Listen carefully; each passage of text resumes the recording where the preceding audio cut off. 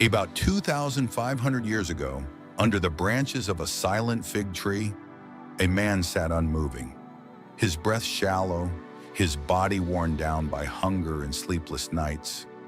But inside, he was steady. He wasn't just meditating. He wasn't just thinking or reflecting.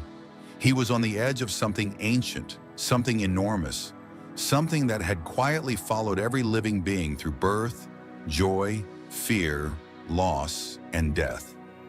That man was Siddhartha Gautama, and what happened to him under that tree would echo across centuries, not because it turned him into a god, but because it stripped away everything false and left only what was real. It's a story we think we know. A prince gives up his wealth and status, leaves behind the life of comfort, and seeks the truth of human suffering. But what actually happened that night beneath the Bodhi tree? Was it a mystical vision? A flood of past lives? Did he suddenly see the universe unfold like a scroll of light? Or was the truth quieter, deeper, and much more radical? Many today imagine enlightenment as something fantastical, like a divine switch flipping in the brain, turning a person into a serene, glowing being who never gets frustrated, who floats above the daily grind, untouchable by pain. But if you've ever read the Buddha's words or really listened to those who have walked this path for years, you'll realize that enlightenment isn't some mystical superpower.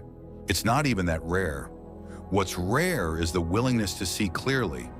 Under that tree, what Siddhartha found wasn't an escape. It wasn't a spell to cancel out the world. It was insight.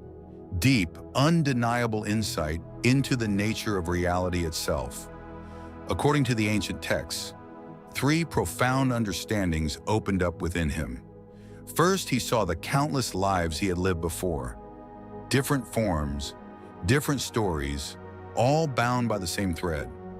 Then he saw how all beings are caught in this cycle of birth, death, and rebirth, not because of fate or punishment, but because of craving, clinging, and confusion. And finally, he realized a truth so simple it defies belief.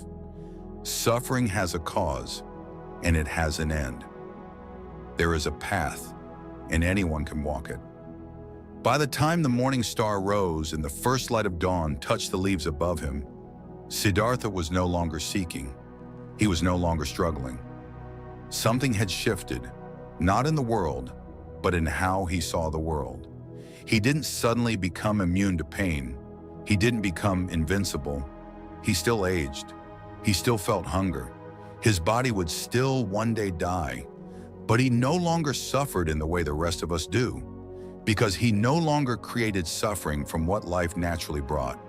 And this is the part that challenges everything we think we know, because what changed wasn't the outside, it was his relationship to the inside. Instead of reacting, he saw. Instead of clinging, he let go. Instead of believing every thought, he witnessed them rise and fall like waves on a vast ocean. The awakening that happened under that tree didn't come from fantasy. It came from attention, from presence, from a mind trained to observe without grasping. As one respected monk once said, the Buddha didn't gain some supernatural view of the universe's timeline. He gained something much more useful, a holographic understanding of experience itself. He saw clearly how suffering forms in the mind and how it can dissolve, not from reading, not from theory, from experience. That experience and the clarity it brought led him to something unexpected. Compassion, not retreat, not isolation, not superiority, but a fierce desire to help others see what he had seen. For the next 45 years, the Buddha wandered, taught, listened, debated, laughed, cried. He didn't climb a mountaintop and hide his insight. He walked from village to village, teaching anyone, rich or poor, outcast or king, how to wake up. And yet, to this day, the image of enlightenment has become distorted. Ask someone what it looks like, and you might hear about glowing robes, a soft voice that never gets angry, someone who always knows the perfect thing to say. But the truth? Real awakening is often disappointing at first, not because it lacks power, but because it lacks drama. One Zen master said it this way: "Before I studied Zen, mountains were mountains and rivers were rivers. When I began my study, mountains were no longer mountains and rivers no longer rivers. But after awakening, mountains are once again mountains and rivers are rivers." It sounds strange, even confusing, until you realize what it means. Enlightenment isn't about escaping the world. It's about returning to it without illusion, seeing clearly, living directly. Many of the greatest Buddhist teachers say that their first moments of awakening felt almost boring, not because they weren't profound, but because they weren't what they expected. There were no trumpets, no visions, just an ordinary moment, seen fully for what it was, a Tuesday morning with nothing added. Another master known for his radical teachings once said, "If you meet the Buddha on the road, kill him." Not because he hated the Buddha, but because he saw how easily we get caught up in the idea of enlightenment, how we turn it into a goal, a prize, an identity. And once we do that, it's no longer freedom, it's just another mask. There's a simple Zen exchange that captures this perfectly.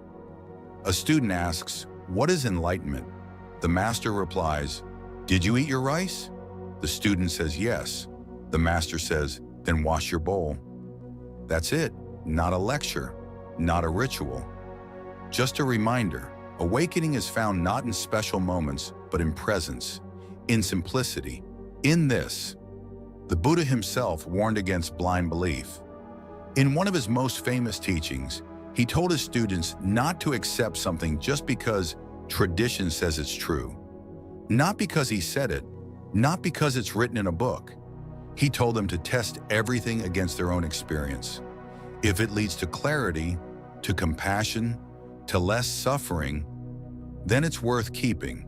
If not, let it go. This is why real teachers often appear ordinary. They eat, they get tired, they make jokes, because the point isn't to become divine, it's to become fully human, without clinging, without delusion. One modern master put it perfectly: if you think you're enlightened, you're not. Because real awakening doesn't make you special, it makes you free. And freedom doesn't always look impressive. Sometimes it looks like someone sitting in silence, noticing their irritation instead of feeding it. Sometimes it's choosing kindness over being right. Sometimes it's feeling grief all the way through without turning it into a story. True awakening isn't something you add to yourself, it's what's left when you stop pretending. One of the most beautiful metaphors for this comes from the Thai forest tradition. A teacher once said, "Looking for peace is like searching for a turtle with a mustache. You won't find it, but when your heart is ready, peace will come looking for you." That's the paradox. You don't chase it. You prepare for it by stopping the chase. But that's not easy. In fact, the very desire for enlightenment can become the biggest obstacle. You start meditating, hoping for peace. Then you start checking, is this it? Am I enlightened now? Was that moment the breakthrough? And suddenly your practice becomes just another ego project, another way to feel special, another identity to cling to.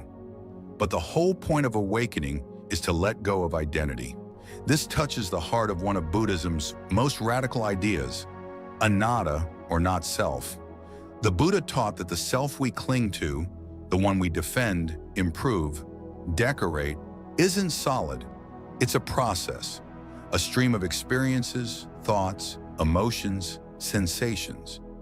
When you look closely, you can't find a core that never changes. What you find instead is something open, fluid, alive. And when you see that clearly, something loosens. The need to protect the ego dissolves. The fear of being wrong, of being judged, of being forgotten, it all begins to fade. Not because you've suppressed it, but because you see through it. You see that you were never the mask. You were the awareness behind it. On meditation retreats, this trap shows up constantly.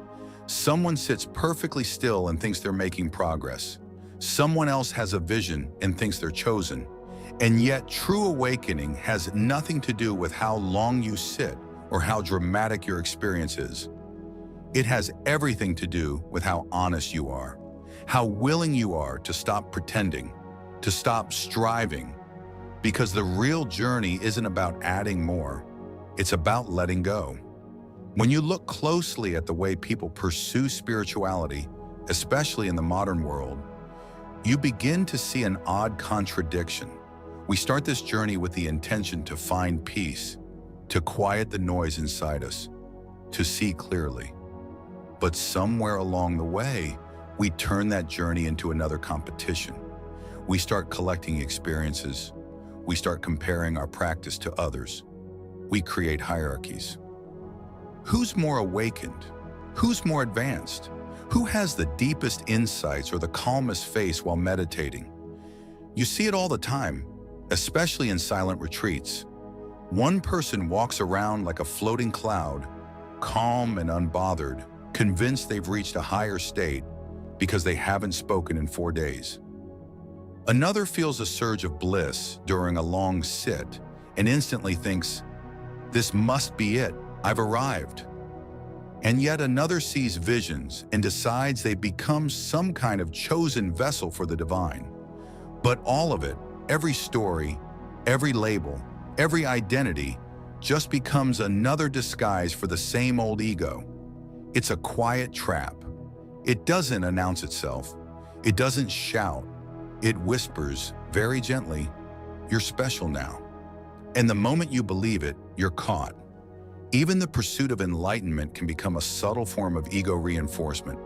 The very desire to be free from suffering can turn into a clinging, an obsession with getting somewhere else, being someone else, becoming some improved, polished version of who you already are.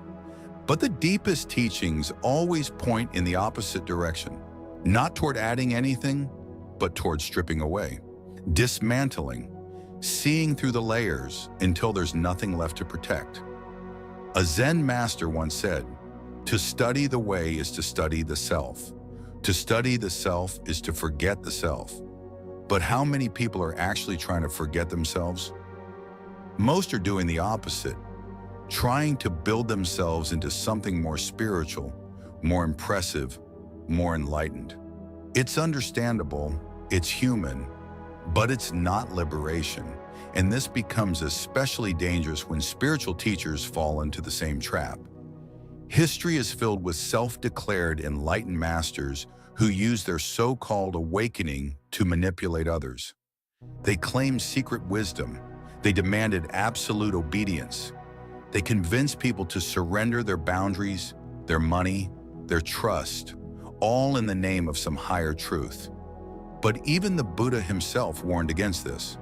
He told his followers over and over again not to accept anything just because a teacher said it, not to follow tradition blindly, not even to believe him without testing his words against their own direct experience. "See for yourself," he said. "Only keep what leads to less suffering." That's the foundation of real practice. Not belief, not ritual, not devotion, but investigation, presence, a willingness to see clearly, even when it's uncomfortable. This is why spiritual bypassing has become such a dangerous phenomenon today. It's the use of spiritual language and ideas to avoid real emotional work. It looks like this: "Everything is just an illusion, so I don't need to deal with my anger." Or, "Everything is perfect as it is, so I don't need to apologize." Or, "We're all just consciousness, so my actions don't really matter." But awakening isn't about escaping life's responsibilities. It's not about floating above right and wrong. True clarity leads to deeper ethics, not looser ones. Real awakening makes you more responsible, more compassionate, more aware of the impact of your actions, not less. Because if you really see the interconnection of all things, if you really understand that your suffering is not separate from anyone else's, then how could you not care? How could you harm another and call it spiritual? This is why the most awakened people are often the most quiet about it. They don't make declarations, they don't claim authority, they live in a way that speaks for itself. You can feel it in their presence, in how they listen, how they move, how they pause before responding. It's not about the words they say, it's about the space they hold. The Tao Te Ching says it best: those who know do not speak. Those who speak do not know. And yet in our culture, the loudest voices often get the most attention. We've turned spirituality into a performance, a brand, a market. You see it in retreats that promise enlightenment in a weekend, in apps that claim to deliver ancient wisdom in 5 minutes or less, in influencers who mix pop psychology with fragments of Eastern philosophy and sell it as a path to bliss. But awakening doesn't happen on your schedule. It doesn't follow your calendar, and it definitely doesn't show up because you paid for a front row seat. Real practice is messier than that. It's slower, quieter. It's about sitting with discomfort, not skipping over it. It's about holding space for confusion, for grief, for contradiction. It's about letting go of the idea that there's somewhere else you need to get to. And when you really commit to that, something begins to shift. You start to notice the subtle patterns of your mind, the tiny ways you react, the invisible defenses you've built over time. You catch yourself mid-thought and realize, that's the story again. And instead of believing it, you watch it pass. One teacher once said, enlightenment isn't when you stop getting angry in traffic. It's when you notice yourself getting angry and think, oh, there it is again. You don't pretend the emotion isn't there. You just stop giving it your full allegiance. You witness it like a cloud drifting across the sky. You don't grab it, you don't fight it, you let it pass. And that right there is the core of the practice. Not to eliminate emotion, but to stop being ruled by it. To stop letting every mood, every reaction, every thought define who you are. This is where science has started to catch up with what meditators have known for centuries. Neuroscientists have placed experienced practitioners, monks, yogis, long-term meditators into fMRI machines and watched their brains during deep meditation. And the results are striking. They show increased activity in the prefrontal cortex. There's an old verse from the tradition that says it better than any modern slogan could. May I be a bridge for those who must cross the flood, a lamp in the darkness, a raft for those adrift. That's not metaphor. That's how it feels when the walls drop. You don't look around wondering what you can get from others. You wonder how you can serve, not because you should, not because you're trying to be good, because it's natural, because you see yourself in them. And that shift from self to service is not theoretical. It changes everything. The way you speak, the way you move, the way you hold space for pain, even when it's not your own. And maybe most importantly, the way you see your past, your wounds, your mistakes. Because now, instead of resenting your suffering, you see how it softened you, how it taught you compassion, how it made you less judgmental, how it helped you understand the pain of others without needing to fix it. That's the strange grace of suffering. When you stop running from it, it becomes your teacher, your gateway, your deepest ally in the journey of awakening. And the Bodhisattva knows this. That's why they don't try to skip over the hard parts. They walk straight into them, knowing that every heartbreak is an opportunity to open more. There's a passage in the Heart Sutra that people often quote without really feeling its full weight. Form is emptiness. Emptiness is form. It sounds abstract, philosophical, but it's not.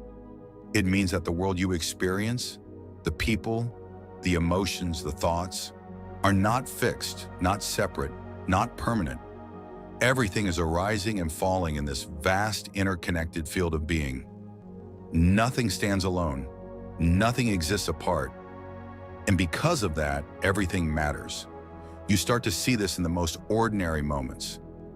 A stranger holds the door for you, and you feel a warmth that stays with you all day. A child laughs and something in you softens. A friend breaks down in tears, and you don't try to cheer them up. You just sit beside them, quietly. That's not detachment.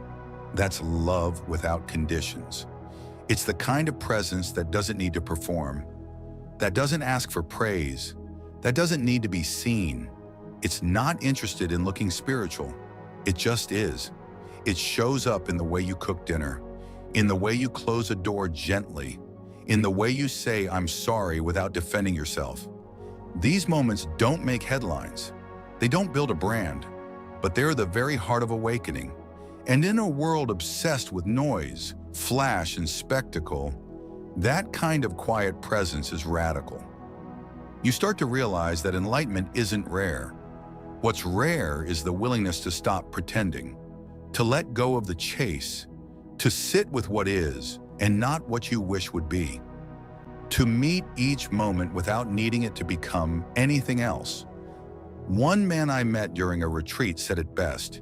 He had come searching for a breakthrough, a shift, some kind of confirmation, but what he got was something else entirely. "All I've really learned," he said, "is how often I try to escape myself. But now, for the first time, I don't need to run. I can just sit with whatever's here. That's it. That's the path. And it's not locked in a monastery. It's not hidden in a cave. It's in the way you speak to your parents, the way you greet your neighbor, the way you respond to someone who disagrees with you." Enlightenment isn't something that happens after life. It happens within life. And here's the beautiful twist. It doesn't make life easier. It makes it realer. You'll still face loss. You'll still feel sadness. You'll still get caught sometimes. But you'll see it all with different eyes. Eyes that no longer look away. Eyes that don't flinch. Eyes that meet the world with honesty, even when it hurts. You stop needing every moment to be meaningful. You stop needing every step to feel sacred. Because even when it's boring, even when it's hard, even when it's messy, it's enough. You're not waiting anymore.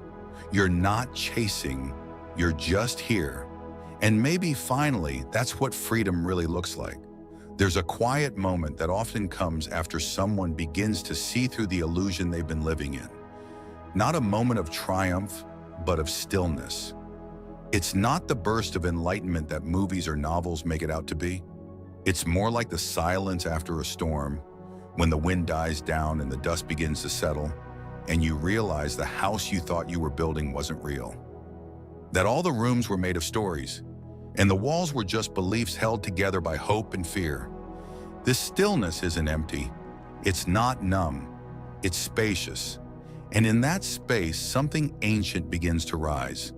Something quieter than thought, deeper than identity, and more trustworthy than any philosophy or dogma. It's not an idea of who you are. It's not a title or role. It's a direct recognition. You are not the story you tell. You are not your past. You are not the voice that narrates every moment of your life. You are what sees it all. And this seeing changes everything. Not in a dramatic way, but in a subtle, continuous unfolding. You start to feel like you're not living through your thoughts anymore, but watching them. You hear the fear, but it no longer drives the car. You feel the sadness, but it no longer defines the whole day. You still experience life fully, but it doesn't pull you under. You float, not because you're trying to escape, but because you're no longer anchored to something that was never solid to begin with. It's not that emotions stop arising. It's that the tight grip they once had loosens. They move through you like clouds passing across a vast sky. Anger comes, but it doesn't possess you. Jealousy whispers, but you don't act from it. Anxiety flares, but you meet it with breath, not panic. This is what happens when awareness becomes your home, not your weapon, not your trophy, but your resting place. And slowly your life begins to shift, not in appearance, but in texture. You walk through the same doors, speak to the same people, do the same work, but you're no longer waiting for something else to happen. You're no longer living for the next big moment, the next breakthrough, the next badge of progress. You're simply here with what is, fully, freely. That's why so many awakened people appear surprisingly normal. You wouldn't recognize them by how they dress or how they talk. You'd feel it in how they listen, how they pause, how they don't rush to fill silence with noise or prove anything with words. There's a steadiness in them, not a forced calm, but a kind of grounded softness, like they've made peace with the world and no longer need to conquer it. This kind of awakening doesn't sell well. It can't be packaged. It doesn't look impressive on Instagram. It doesn't feed the ego or fuel ambition. It dissolves those things. And because of that, most people walk right past it, still searching for something shinier, still hoping to become someone more enlightened than they are. But here's the paradox. Every step you take chasing enlightenment pulls you further from it.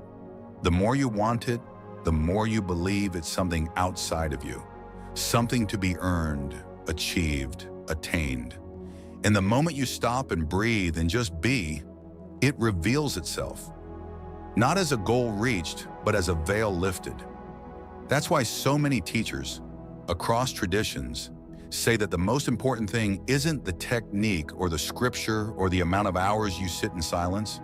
It's your sincerity, your willingness to face yourself honestly, your ability to be still and not look away from your pain, your resistance, your fear, your own tired stories.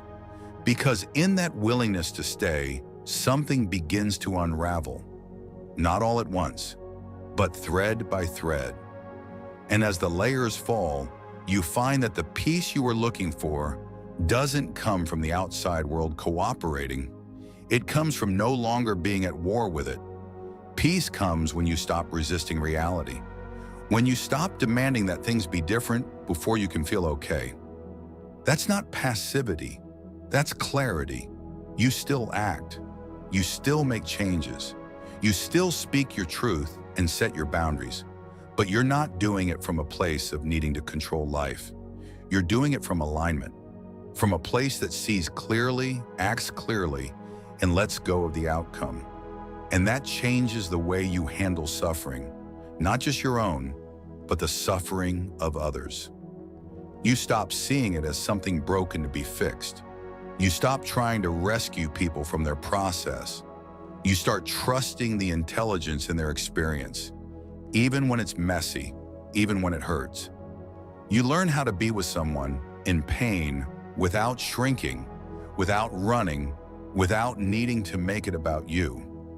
That's the Bodhisattva heart, remaining open in a world that has every reason to shut down, offering presence instead of solutions, giving your attention like a gift, not because you're enlightened, but because you see no separation between their pain and your own. One teacher described it like this: at some point, the line between me and you starts to fade, not in a metaphorical way, but in a very real, lived way. Your suffering feels like my suffering. Your joy becomes mine. So how could I ignore you? How could I turn away? And that's when compassion stops being a practice and starts being your nature. You don't need to remind yourself to care. You just do. You don't need to strategize how to be kind. It flows from the clarity of connection. And sometimes the most compassionate thing you can do is nothing. Just listen. Just hold space. Just sit with someone in the middle of their storm without trying to pull them out. Because presence is often more healing than any advice. But that kind of presence only comes when you've stopped running from your own discomfort. When you've sat with your own chaos and found something steady underneath it. When you've been through your own fire and no longer fear the heat. That's the strength of awakening. It's not fragile. It doesn't need everything to go smoothly. It doesn't fall apart when things get hard. It rests in a truth deeper than pleasure or pain, a stillness that holds all movement, a silence that speaks louder than any teaching. And it's in that stillness that the real transformation begins, not of your personality, but of your perspective. You stop thinking life owes you something. You stop believing that peace lies in the future. You stop chasing and start welcoming. You greet each moment not as an obstacle or an opportunity, but as itself, enough, complete, alive, even when it's uncomfortable, even when it hurts. You begin to trust that life is intelligent, not in a mystical sense, but in the sense that every experience, every emotion, every person has something to show you about yourself. And the more you listen, the more you learn. You don't need to label it. You don't need to explain it. You just need to be with it and let it move through you. And as it does, you become lighter. Not because you've added anything, but because you've stopped caring so much. You've put down the stories, the defenses, the need to be right, the need to be enlightened. You've stopped trying to be anything other than what you already are. And in that moment, something opens. Not out there, in here, a space, a breath, a remembering. You were never lost. You were just looking in the wrong direction. Here comes a point on the path when the seeking simply runs out of fuel. Not because you failed, and not because the answers don't exist, but because you finally realize that what you were looking for was never missing. That moment doesn't arrive with fanfare. It usually sneaks up on you in the most ordinary way. When you're tired of striving, tired of pretending, tired of trying to manufacture meaning out of moments that just are. And so you stop, not out of defeat, but out of clarity. You stop chasing the experience. You stop comparing your practice. You stop measuring your silence. And in that pause, something shifts. Not because you made it happen, but because the space was always there, waiting. And that's when you start to understand what all the old teachers meant. That awakening isn't about having a special experience. It's about being willing to experience everything, fully, honestly, without resistance.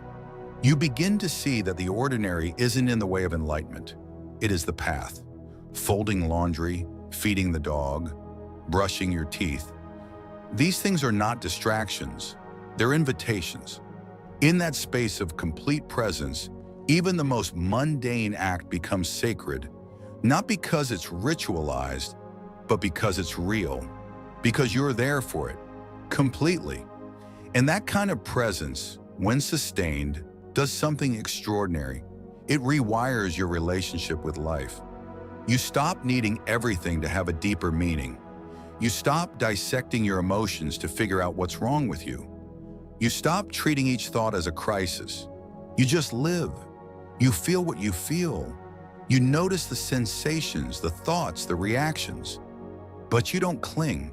You don't identify. You let it all pass like wind through a field. And there's a kind of freedom in that. A freedom you didn't know you were missing. Because most of what we suffer isn't caused by the things themselves, but by our reactions to them. The fear that our sadness means something bad. The belief that our anger makes us unspiritual. The shame we carry for being human. But when awareness becomes your anchor, all of that softens. You begin to see your humanity not as a problem to fix, but as a miracle to honor. And this clarity doesn't make you passive. It doesn't numb you out. It makes you more alive. You feel everything, but without drowning. You care deeply, but without attachment. You move through the world lightly, not because you don't love, but because you're not carrying the weight of your illusions anymore. One of the most overlooked aspects of awakening is how practical it is. We're so conditioned to associate spiritual growth with lofty language and cosmic ideas that we miss how simple it really is. Awakening is reflected in how you handle being misunderstood, how you treat someone who can't offer you anything in return, how you respond when things don't go your way. It shows up when you're exhausted and instead of snapping, you take a breath. When you're disappointed and instead of blaming, you feel your grief. When someone hurts you and instead of retaliating, you speak honestly from the heart. These aren't grand gestures. These are moments of real presence, real courage, real intimacy. And those moments are available to all of us. Not after 10 years on the cushion, not after we've healed every wound. Right now. This is where the Bodhisattva path becomes more than poetry. It becomes a lived practice. Because when you're no longer caught in your own story, you have space to care. You have the energy to serve, not from obligation, but from recognition. The recognition that there's no difference between you and the one in front of you, that their pain is your pain, their joy is your joy. And so the question stops being, how do I get free, Ahmad? And becomes, how can I help others remember that they were never bound? That's not martyrdom. That's not sainthood. That's love. And love, when it's no longer entangled with identity or expectation, is the most transformative force in the world. It doesn't demand, it doesn't possess, it doesn't control. It simply sees and accepts, and in doing so, allows transformation to happen. That's what presence does. It makes space for things to unfold naturally. It stops forcing, it stops fixing, it trusts the process. Not because it's easy, but because it's real. And real is what we're all longing for. Underneath the striving, underneath the success, underneath the performance, we just want to be real, to be seen, to be held without conditions. Awakening makes that possible, not because it gives you something new, but because it strips away what never belonged. The masks, the roles, the false identities, and in their place, something ancient and familiar returns. A quiet sense of belonging, not to a place, not to a person, but to life itself. You begin to see that nothing is outside of this. Not your fear, not your joy, not your confusion, not even your resistance. It all belongs. It all rises and falls within awareness. And the moment you stop fighting it, the moment you stop believing the lie that you should be somewhere else, someone else, something else, that's the moment freedom begins, not later. Now in this breath, in this body, in this ordinary, extraordinary moment. And that realization doesn't need to be expressed with grand declarations.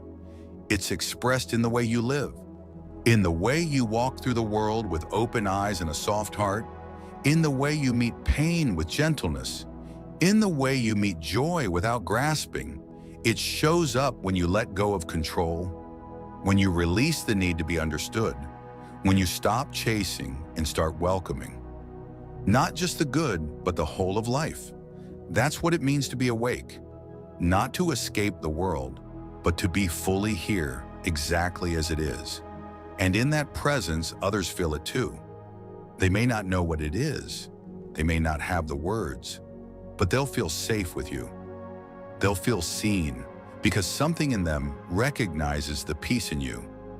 That's how awakening spreads, not through sermons, not through conversion, but through the quiet, contagious presence of someone who is no longer pretending. And that, more than anything, is what this world needs. Not more knowledge, not more experts, more presence, more people willing to be real, willing to feel, willing to stay, willing to walk into the fire of life without flinching, willing to love without needing anything in return. That's the revolution. And it begins right where you are. Somewhere along the path, often quietly and without warning, you start to see that what you used to call you isn't a solid thing. It's not a fixed person with clear boundaries and predictable behaviors. It's more like a collection of habits, reactions, memories, moods, and preferences stitched together by repetition and memory. You realize that the self you defended for years, the one you thought you had to protect at all costs, is actually made of nothing more than thoughts, and those thoughts aren't even yours.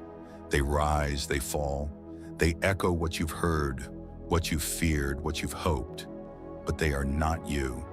And when that recognition starts to settle, not just as an idea, but as an embodied knowing, it's like someone took a key and opened the back door of your mind.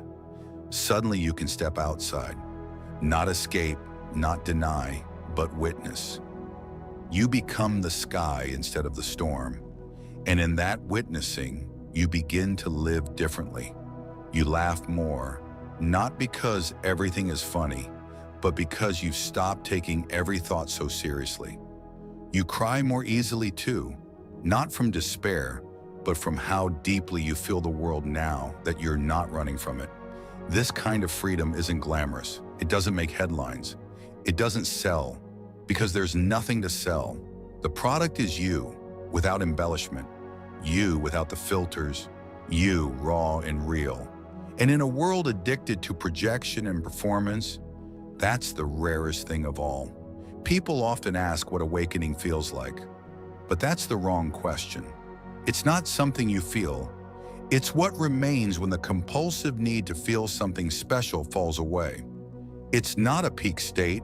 It's not a blissful trance. It's a deep, steady knowing that whatever arises, it too will pass. That joy doesn't need to be clung to, and pain doesn't need.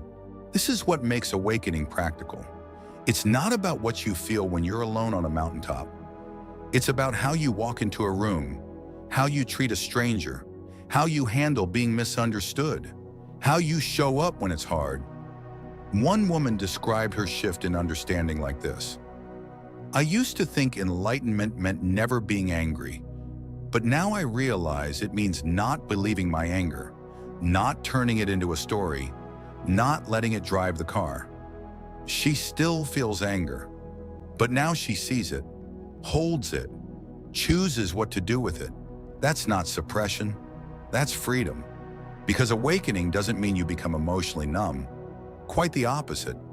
It means you feel everything more deeply, but without drowning in it, without needing to make it mean something about you.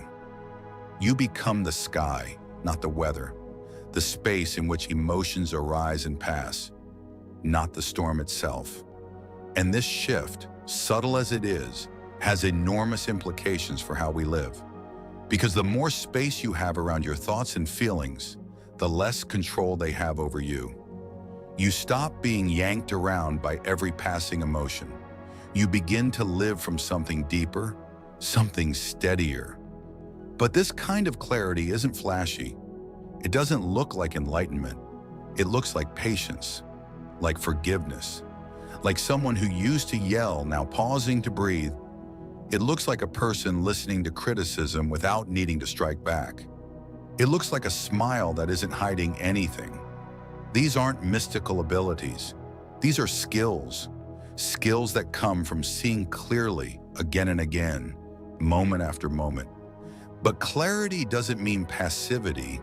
It doesn't mean you stop caring. Awakening doesn't make you indifferent to injustice or blind to suffering. It makes you more sensitive to it. But instead of reacting with panic or rage, you respond with wisdom, with compassion. You don't need to scream to make change. You just need to show up fully, openly, without the walls. This is what many people miss when they imagine an awakened life. They think it means being above it all. But the most awakened beings throughout history weren't removed from the world. They were deeply engaged with it. The Buddha didn't vanish after his awakening. He walked, taught, listened. He dealt with jealousy among his monks. He comforted grieving parents. He resolved arguments. He sat with the sick. That was his enlightenment in action. Because real awakening doesn't pull you away from life. It invites you back into it, with clearer eyes and a softer heart. You're not trying to fix the world so you can finally be at peace. You find peace so you can help heal the world, not from a place of superiority, but from solidarity. This is why the Bodhisattva path is so powerful. It flips the idea of spiritual success on its head. Instead of striving to escape suffering, the Bodhisattva says, I'll stay until all beings are free. Not out of martyrdom, not because they feel guilty, but because they've realized there is no me without you. There's no private salvation. We rise together or not at all, and this changes everything. When you stop seeing yourself as a separate self, climbing a spiritual ladder, and start seeing yourself as part of a vast, interconnected web, then compassion becomes natural, not forced, not performed, just a response to the truth of things. This isn't about being perfect. It's about being real. That's why the truly awakened don't need to call themselves awakened. They don't need titles. They don't need followers. Their presence speaks louder than their words. Their attention is their power. Their humility is their strength. They don't need to impress you. They just need to see you. And perhaps that's the most important part of this entire journey, the way it allows you to see, not through the lens of judgment, not through the filter of fear, but through the eyes of awareness. Clear, software, steady. You see yourself not as a project to fix, but as a process to honor. You see others not as enemies or obstacles, but as fellow travelers. You see life not as something to survive, but as something to meet, fully, completely, just as it is. And you begin to understand that awakening isn't the end of the path. It's the beginning of a new way of walking it. Not faster, not higher, just more awake. It began with a man sitting under a tree, not in glory, not in divine light, just in stillness. Silence wrapped around him like a second skin, and the dust of the earth clung to his bare feet as he sat unmoved, untouched by the world he had once ruled. This man, once a prince, had abandoned all he knew, his kingdom, his wife, his son, the scent of perfume halls and the assurance of silk sheets, in pursuit of something most would never dare to name aloud: truth. But what he found under that tree wasn't what people expected. It wasn't power. It wasn't prophecy. It wasn't a golden halo of insight or visions that stretched through lifetimes. What he found